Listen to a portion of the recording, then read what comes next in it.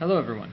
Today we're going to be talking about a couple of items that you'll see on the review and as we close out our unit on chemical bonding and Lewis structures and molecular geometry. The first will be a vocabulary term, and the second will be a method of making sense of more complicated molecules. And so let's get started. The first thing I want to talk to you today about is the term isomer, or isomers as I've drawn here.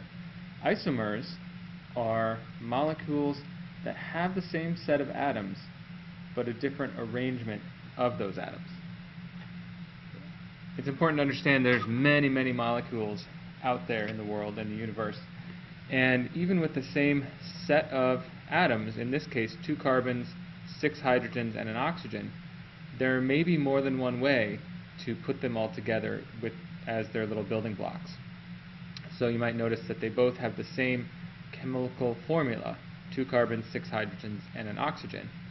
But if you look over here at the Lewis structure, you can see in the first one that the 2 carbons are connected to each other while the oxygen is off here with the hydrogen.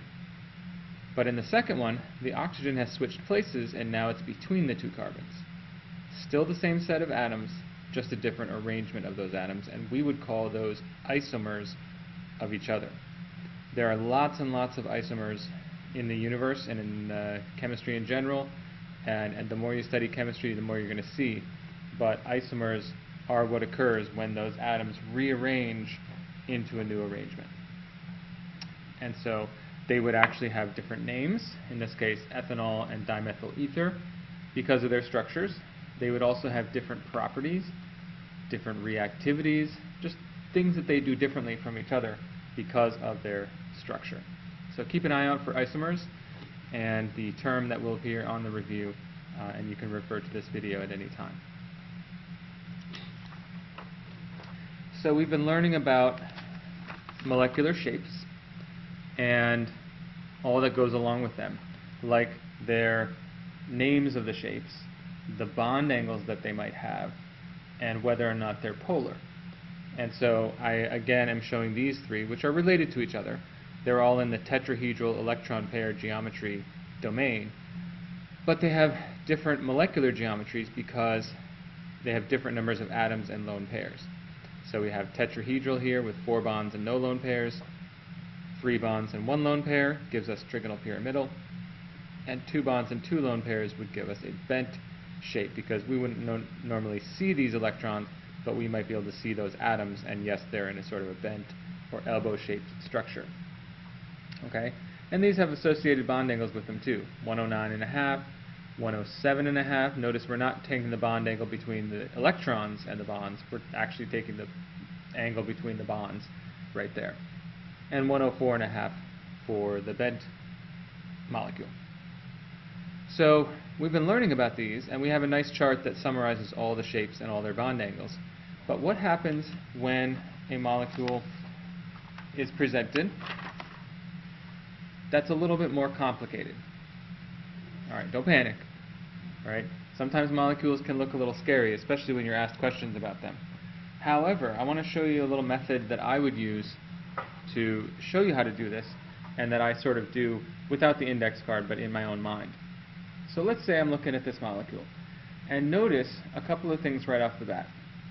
The Lewis structure for this molecule looks a little bit different from the actual model that's over here. Notice here the OH is pointed downward, here we have an oxygen and a hydrogen pointing upward, and that's actually more to represent the actual bond angles that they might have. And let's take, for example, that oxygen. You might be asked, oh, okay, what's the shape of that oxygen? And in this question, what is the angle between this bond and this bond? And you could go to the chart if you wanted to, but since this molecule doesn't have a central atom that's obvious to us, it would not appear as a shape on the chart. There's no shape like this on our charts. So what do? Well, what we have to understand is that a complicated molecule like this, with several atoms, all the way up to really complicated atoms like proteins and DNA that might have hundreds of thousands of atoms, they are all built up by the basic building blocks that we've been studying. Okay? For example, it might be, a trigonal planar attached to a trigonal planar, attached to another trigonal planar. Oh, and there's another tetrahedral over here.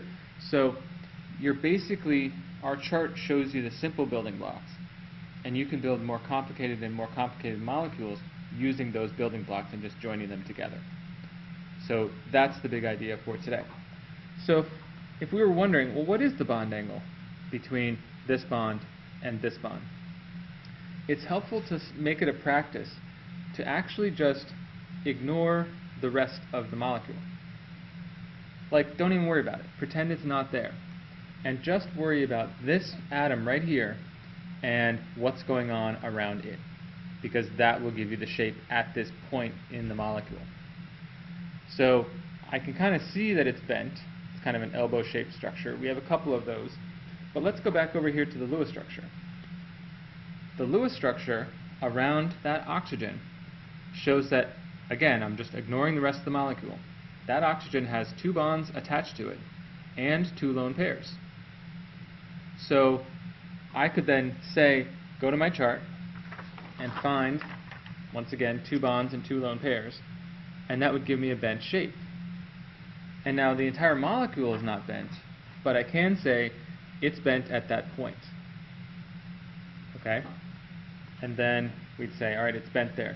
But what about this area? Oh, and because it's bent, it's going to be a 104.5 degree angle, because that's typical of a bent structure. Then what do you have here? So right next to it, connected to this, is this carbon. And if you look at that carbon, what are the bond angles around that carbon? What's the shape around that carbon? That carbon has a bond, and a double bond, which we're going to count as a single bond, but there's no lone pairs. So with 3 bonds and no lone pairs, it's going to have a trigonal planar shape, and that corresponds to a bond angle of 120. And you can kind of see it's 120 in the geometry. Angle number 2 is again around a carbon with 3 bonds and no lone pairs. So angle number 2, I would say, is 120. And again, I could come back over here and do the same thing. It's not drawn like that. A lot of people will look at a structure like that and say, oh, that's 180 because it's drawn that way. And that's true, but Lewis structures are 2-dimensional, and they're meant to just show what's attached to what and where the electrons are. But in reality, the actual molecule is more like this, and so that's our bond angle, 120. Okay, so we'll do another example real quick.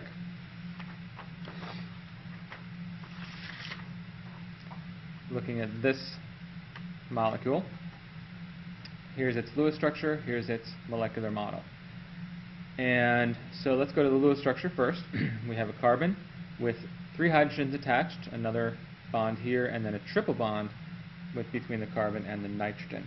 That's a cyanide or cyano group over here. You've probably heard of cyanide as a famous poison. Hopefully you don't have any around, but there you go. So let's talk about the bond angles 1 and 2. And we can look over here at this structure. Now, this carbon, again, it's attached to more stuff, but if we just focus on that carbon only, we see a bond, a bond, a bond, a bond, no lone pairs. So 4 bonds and a lone pair gives me a tetrahedral structure at this location. It's not the rest of the molecule, but it is at that location, it's tetrahedral. So that tells me that the bond between these two, or any of these, is going to be 109.5 degrees, because that's typical of a tetrahedral area. All right. Now that tetrahedron is attached to this carbon, and this carbon has a bond over here and a triple bond here, which again we're going to count as a single bond for our Lewis structure's shapes. So now I'm thinking just 2 bonds. I can check over here. There's no lone pairs on that carbon, so it's just 2 bonds and no lone pairs, and that would end up being a linear shape. And it turns out that its bond angle is, as drawn here, 180 degrees, because there's no better way to get this atom as far away from this atom as possible. So 180 degrees there. And you can also get a sense of whether the molecule is polar or not, even if the molecule is more complicated. and I'm looking at this molecule and I ask myself, well, is there one area or one end of this molecule that is different, meaning more electronegative than the other one?